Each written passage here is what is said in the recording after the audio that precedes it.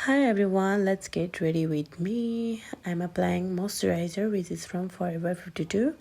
It's really hydrate the skin. अनि त्यसपछि म सिफ्ट हुन्छु मेरो सनस्क्रिनमा यो चाहिँ एकदम बेस्ट सनस्क्रिन हो मेरो लागि चाहिँ मैले चाहिँ फर्स्टदेखि नै यही सनस्क्रिन युज गरिरहेको छु अनि यो चाहिँ एकदमै राम्रो छ अनि यो लाउँदाखेरि चाहिँ मलाई प्राइमरहरू पनि लाउनु पर्ने जरुरत हुन्छ जस्तो लाग्दैन because it has silicon gel so यसले चाहिँ मेकअपको बेस एकदमै राम्रो बनाउँछ अनि मेरो चाहिँ अहिले स्किनमा यस्तो यो हर्मोनल एक्नेहरू आइरहेको छ पुरै ज लाइन एरियामा अनि now shifting to the concealer I'm a concealer person so म चाहिँ फाउन्डेसन भन्दा पनि कन्सिलर एकदमै मनपर्छ अनि मलाई चाहिँ यो ब्लेन्डर ब्रसेसहरू भन्दा पनि हातले नै कन्सिलर मजाले ड्याब गरेर ब्लेन्ड गर्न मनपर्छ यसले चाहिँ हाम्रो स्किनलाई चाहिँ नि कस्तो नेचुरल लुक दिन्छ क्या हाम्रो यो बेस चाहिँ एकदमै नेचुरल लुक दिन्छ जस्तो लाग्छ मलाई चाहिँ सो म चाहिँ नि ब्लेन्डर ब्रसेसहरू भन्दा पनि हात नै युज गर्छु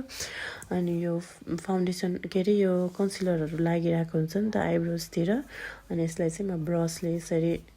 डस्ट अफ गर्छु म चाहिँ आइब्रो कोर्दिनँ मेरो आइब्रो यत्तिकै थिक छ सो म चाहिँ यत्तिकै छोडिदिन्छु आइब्रोलाई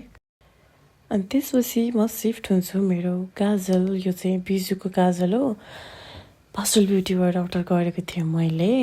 which is really very nice यो चाहिँ नि बिहान जस्तो लाग्यो त्यस्तै नै हुन्छ क्या मेरो आँखामा चाहिँ त्यो पुरै लतपतिने धेरै स्मच हुने चाहिँ हुँदैन मलाई त्यही भएर एकदमै मनपर्छ अनि मलाई चाहिँ हल्का स्मोकी टाइपको लुक चाहिँ एकदमै मनपर्छ क्या धेरै पनि होइन क्या सफ्टवाला अनि त्यसको लागि चाहिँ म लोवर ल्यासेसमा पहिला लगाएर हातैले हल्का ब्लेन्ड गरिदिन्छु अनि त्यही प्रोसेस चाहिँ माथि पनि अप्लाई गर्छु माथि पनि हल्का लगाउँछु अनि त्यसलाई नै मजाले हातले नै ब्लेन्ड गरिदिन्छु मलाई चाहिँ हातले ब्लेन्ड गर्न मनपर्छ क्या आफ्नो लागि चाहिँ अरूलाई गरिदिनु पऱ्यो भने चाहिँ म ब्रसै युज गर्छु अनि ल्याक्मेको काजलले चाहिँ हल्का टचअप गरिदिन्छु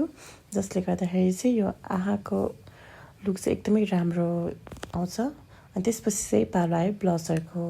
यो चाहिँ फरएभर 52को यो चाहिँ जोई सेडको हो हाम्रो डार्क स्किन टोनलाई चाहिँ एकदमै राम्रो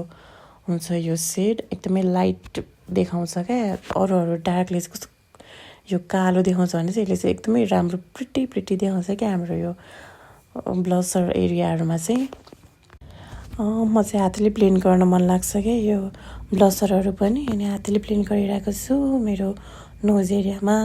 चिन एरियामा फोरहेड एरियामा अनि आफ्टर द्याट म चाहिँ मस्कारा एप्लाई गर्दैछु यो चाहिँ क्यारेक्टरको मस्कारा हो म चाहिँ आइल्यासेस कर्लियर खासै धेरै युज गर्दिनँ मलाई कस्तो डर लाग्छ क्या त्यो गर्न ल्यासेसहरू चढ्ने के समस्या हुन्छ नि त त्यही भएर कहिलेकाहीँ मात्रै हो कहिलेकाहीँ युज गर्न चाहिँ राम्रो हुन्छ डेली बेसिसमा चाहिँ राम्रो हुन्छ जस्तो लाग्दैन अनि यो पनि हल्का हल्का त्यसरी टचअप गरेर ल्यासेसमा मजाले घुमाएर लगायो भने यत्तिकै पनि राम्रो देखिन्छ होइन अनि त्यसपछि चाहिँ पालो आयो लिपस्टिकको अनि यो स्विस ब्युटीको लिप लाइनर हो यो चाहिँ डार्क चक्लेटमा रहेको छ and it is easy to apply affordable प्राइसमा यतिको लिप लाइनर पाउनु भनेको त ठुलै कुरा हो होइन कति इजिली एप्लाई गर्न मिल्छ क्या यो लिपस्टिक चाहिँ होइन मेरो one of the favourite lipstick हो बट यो चाहिँ अहिले मार्केटमा पाइरहेको छैन के कति खोजे पाइरहेकै छैन मैले पहिला यति धेरै बेचेँ होइन सबजनालाई मन परेको लिपस्टिक हो क्या यो कस्तो खाँदा पनि नजाने अनि के अरे स्मच पनि नहुने पुरै के यति राम्रो छ अब यो पाउँदैन कि यो सकेपछि लिपस्टिक नै छैन क्या मसँग अनि यही हो मेरो quick everyday makeup looks thank you for watching